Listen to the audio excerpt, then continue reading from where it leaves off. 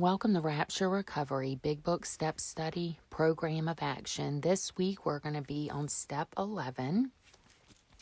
Sought through prayer and meditation to improve our conscious contact with God as we understood Him, praying only for knowledge of His will for us and the power to carry that out. This reading starts at the bottom of page 85 and goes all the way to 88. So go ahead and spend some time and read that literature. Go ahead and get a highlighter and a pen and circle things, write any kind of relating points that you have. You are doing the action items, so when you end up in a Step 11 step meeting in our fellowship, you will have the confidence to share experience, strength, and hope that is based off literature. So God is doing for you what you can't do for yourself. By doing this Big Book Step Study, we are in a program of action, so we're gearing you up and giving you experiences that allow you to share solution in our fellowship. What we're going to do here is just review where we've been real quick. In section 1 of our workbook, we focused on steps 1 through 3. We started in the preface. They celebrated the consistency of our program. We went to the 4 to the 1st edition and discussed anonymity. We also did a gratitude list on our past spiritual experiences. Since we're going to have a new spiritual experience, we want to take the gratitudes with us and leave the rest behind. Then we go to the 4 to the 2nd edition, where they give us all kinds of amazing information that validates all the literature that we've been reading. They talk about the Oxford groups. They tell you who the doctor is in the doctor's opinion, Dr. Silkworth. They explain the power of one alcoholic helping another.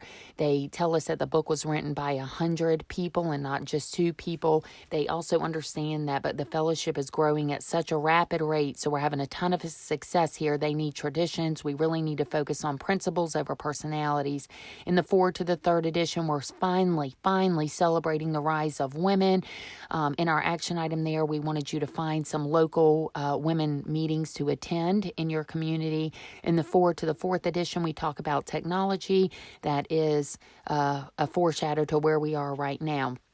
Then we start in our Step 1 readings with the doctor's opinion. We validate the alcoholism as a disease. For our activity, we did our inventory of our drinking career. Then we go over to Bill's story. We do a friend's inventory over there. We talk about how alcohol was a daily relationship and how it became an important part of life, how he had become a lone wolf, which catapulted into the friend inventory. We talk about Ebby Thatcher, who we all know that I love. And then we go ahead and do an unmanageability. This is all this work right here setting you up to do a good 4-step. Then we go to the piece of literature. There is a solution.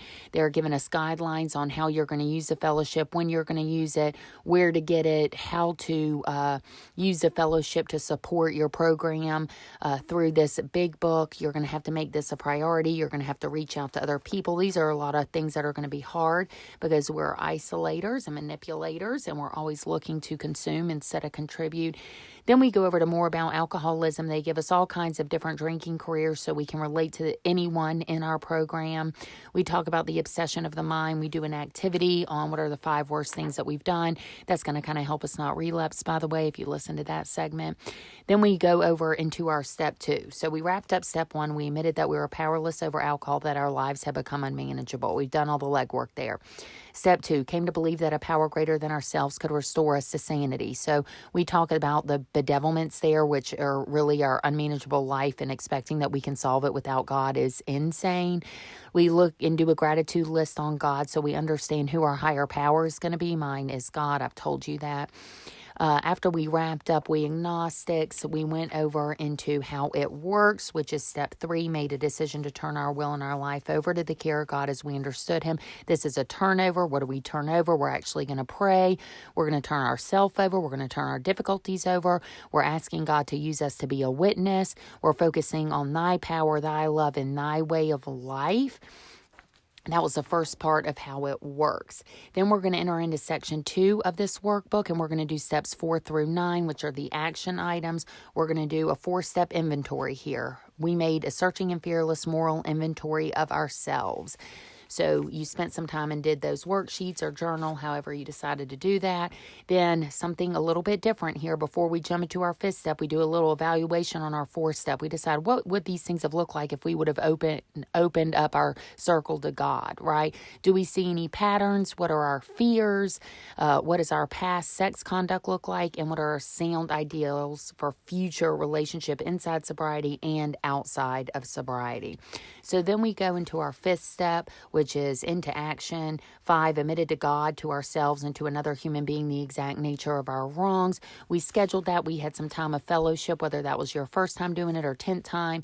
You found a sponsor or you did it with some fellowship members. And the longer you stay sober, you'll hear things like the rooms will sponsor your program. Well, that's God in the room sponsoring your program. I tell everybody, God's your sponsor. People try to fire me as a sponsor and I laugh. I'm like, I'm in a volunteer role, right? Like you can't fire a volunteer. You got some expectation on me. I'm not mean. And this is a lesson that you're going to use all through your sobriety. You're going to look back and remember the day that you fired me as your sponsor and laugh about it, right? Because we're in volunteer roles. We're here to support. We're here to support people. So you want to fire me? That's fine. You call me anytime. You think you're going to relapse? Call me. You have a problem with your step or with your new sponsor? Call me. I'm here. I'm not going to sit in a resentful state at all. We moved on to our step 6, which is we're entirely ready to have God remove all these defects of character. We figured out what character defects we're dealing with. We figure out what patterns that we're dealing with by using this monthly planner. I hope that you're still doing this. I mean, my goal for you is to seriously find, 20 days that you did evaluation of your character defects to find out what they are, because they just don't disappear. It takes a lot of action. So then we moved over into step 7. We humbly asked him to remove our shortcomings, and we did a prayer journal on the 7th step prayer. Then we also spent daily accountable time in that 7th step prayer and journaled what we found. Then we moved to our step 8, made a list of all the persons we had harmed and became willing to make amends to them all. Step 9, made direct amends to these people wherever possible, except to do so would injure them or others. So we use these workbook pages to write everything out. You're going to have these forever. So some of your amends may not be immediate. Some of yours may be living amends. You're going to be able to use this as a measurement to your program.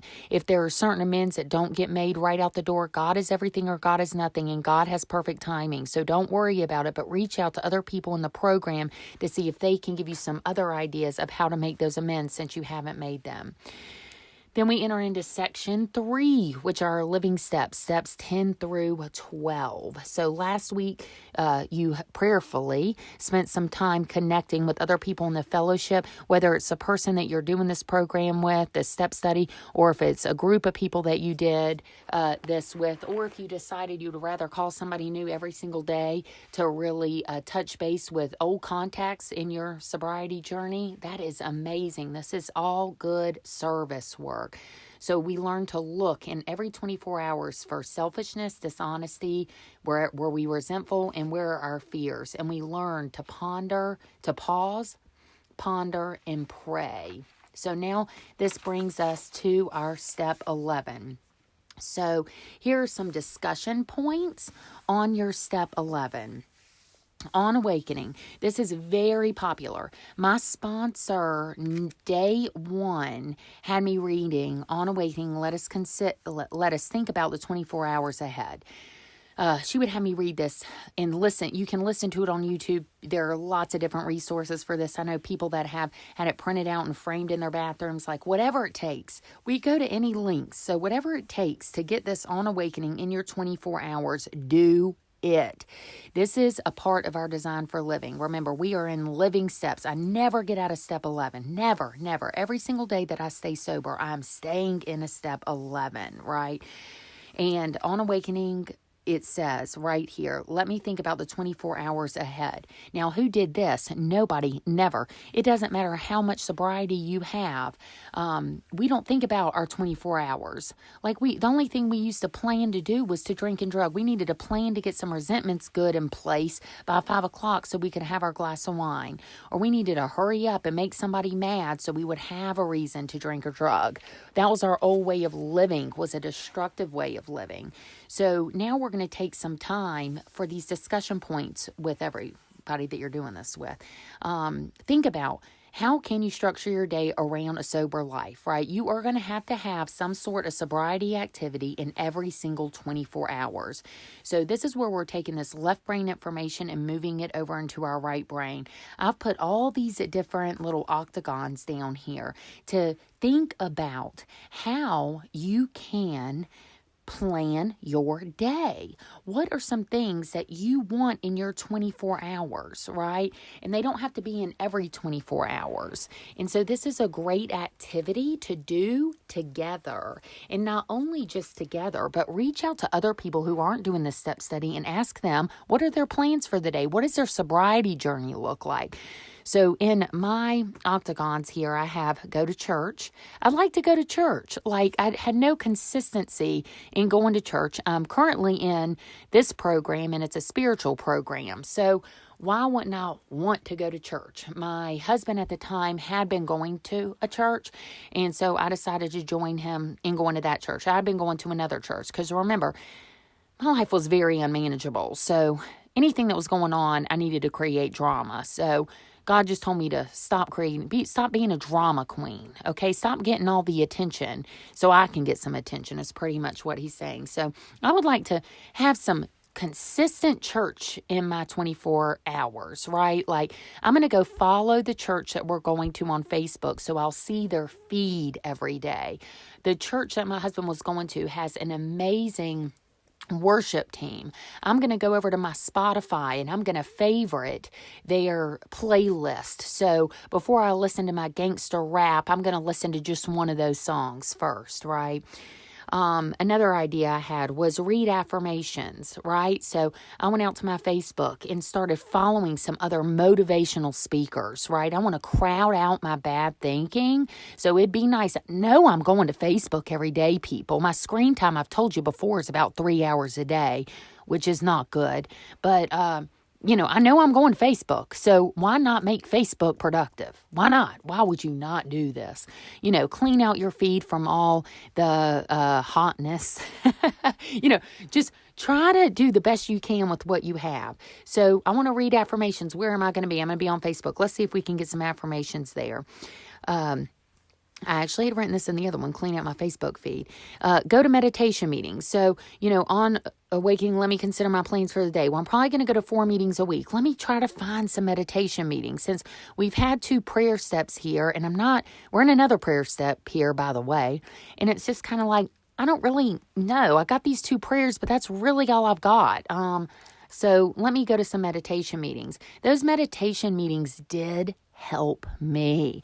Okay, I'm not there to criticize. Remember, I'm just there to take what I can, but I do have ADHD, and so it is nice that you go to a meeting that's calming. It was nice. I took it. I started understanding how I could get to those meditative states by doing other things. That's a story for another time, but anyway.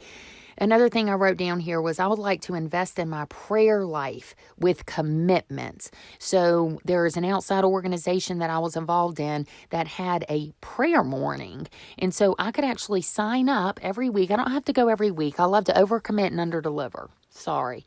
But I'd rather be that person than undercommit and overdeliver, if that makes any sense. That's a lot of therapy there. But anyway, so I made a commitment to do that weekly prayer time. And God does for you what you can't do for yourself. I've made more than I missed, right? But I had to get vigorously honest with my commitments. I don't make them all anyway. So I was not committing to things because I was scared I wouldn't show up at a certain level. And God is the one showing up, right? Especially to a prayer thing. So I was kind of skeptical because this was like a non-denominational prayer group. I'm kind of like, I don't know what this is, but we pray for other people, and I'm okay. I've been praying a lot for a lot of people in our program. God's helping me to learn to pray out loud. And so I go to this prayer meeting, and God does for me what I can't do for myself and brings like these 2 spiritual knockouts in my community in this prayer meeting. No joke. And they would pray exactly what I needed help on. There's God doing for me. God just wants me to show up. And he had me show up in something outside of our program, and look where he was. That's a huge lesson. God is not confined to meetings. It's not about what happens in the 1-hour meeting I go to. It's what's happening in the other 23 hours outside of the meeting. I did agree to do a meditation series with one of my sponsors, and that was exciting, and I actually completed that. And then I did want to have quiet times. I don't know how to have quiet times. I don't, it's a big practice and a lot of spiritual journeys of people that aren't in our program, a quiet time. Then I figured out God was doing for me what I can't do for myself. That's your daily reflection, chickaroo. But as long as I go to meetings, I hear that daily reflection. But I tried to start finding some quiet times in the day I was already living, right? So, because I do some outside resources for my health journey because I have some outside issues. One of the commitments that I've made is to take 3 baths a week. And when I take these baths, it's a safe place. My kids, I lock the door, they can't come in. And I started having my quiet times in those 3 baths, putting an hour commitment on it, listening to the On Awakening, listening to the worship music that God had already set up that I was starting to listen to, and really just have some quiet time. Quiet time with the Lord, because I have outside issues. I may need the worship music to kind of direct my thinking, and it's really been amazing. So when we look at the literature itself, you want to talk about God's will, not my will, right? And they're also going to give you directions for your thought patterns. It talks about how we're not going to be inspired at all times of the day. Now, again, I normally don't do this, but I am going to reference something outside of the big book, and that is going to be the 12 and 12. So in the 12 and 12, if you go to step 11, and I love going to my step 11 in the 12 and 12, because for some reason I ended up with like almost an antique book. I don't know how that happened, but they give you the St. Francis prayer in the step 11. It's on page 99. This was my 11th step prayer that I used early on in sobriety. And I said it every single day. Lord, make me a channel of thy peace, that where there is hatred, I may bring love. That where there is wrong, I may bring the spirit of forgiveness. That where there is discord, I may bring harmony. That where there is error, I may bring truth. That where there is doubt, I may bring faith. That where there is despair, I may bring hope. That where there are shadows, I may bring light. That where there is sadness, I may bring joy. Lord, grant that I may seek rather to comfort than be comforted, to understand than to be understood, to love than to be loved. For it is by self-forgetting that one finds. It is by forgiving that one is forgiven. It is by dying that one is awakened to eternal life. That was God doing for me what I can't do for myself. I love that prayer. Thank you so much. So this week, obviously, what would be the activity? I don't know why I even have to say this, but you need to do an 11th step every single day. Whether that is you need to have some kind of meditative practice or read the 11th step prayer, and definitely read On Awakening every single day this week. It would be amazing if after you did your 11th step quiet time to text or reach out to someone else in the program and encourage them. If someone's come to you with a problem, see if you can comfort them. If there's someone in your life that you need to forgive so you can be forgiven. Like, can you bring this 11th step prayer to life this week? Can you ask God to do a supernatural thing and show you physical proof of your spiritual journey? Thanks.